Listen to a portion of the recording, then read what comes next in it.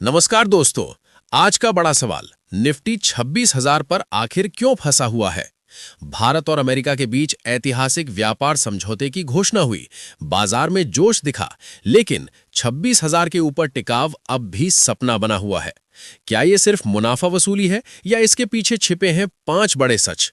आइए तेज रफ्तार में पूरी तस्वीर समझते हैं।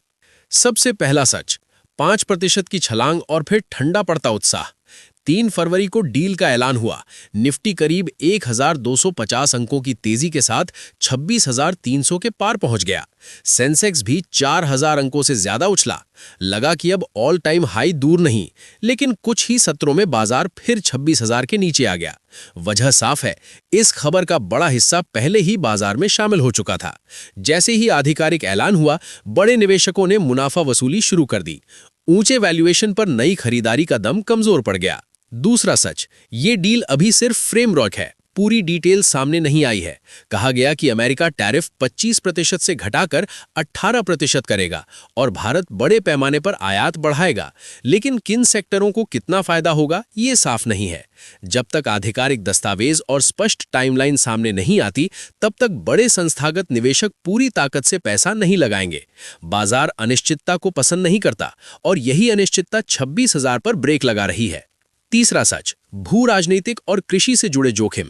अगर रूस से सस्ता तेल कम होता है तो भारत की लागत बढ़ सकती है। कृषि बाजार खुलने से घरेलू किसानों पर दबाव आ सकता है। इसका असर ग्रामीण मांग पर पड़ेगा और ग्रामीण मांग कमजोर हुई तो कई सेक्टर प्रभावित होंगे। बाजार इन संभावित जोखिमों को भी कीमत में जोड़ रहा है। चौथा सच, पड़ोसी देशों से प्रतिस्पर्धा। 18% टैरिफ निश्चित रूप से राहत है, लेकिन वियतनाम और बांग्लादेश जैसे देशों को कुछ मामलों में अतिरिक्त छूट मिल सकती है।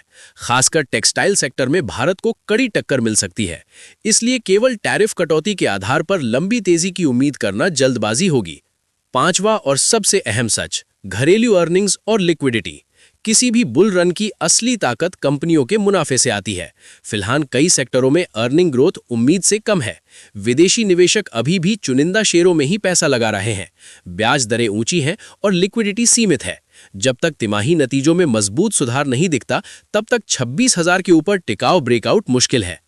तकनीकी तौर पर 25,850 से 25,900 का जोन मजबूत सपोर्ट है, जबकि 26,000 से 26,100 के बीच भारी रेजिस्टेंस है। बाजार को इस दीवार को तोड़ने के लिए ठोस वॉल्यूम और मजबूत डेटा की जरूरत है। सिर्फ हेडलाइन से नहीं, बल्कि नतीजों से ही नई ऊंचाई बनेगी।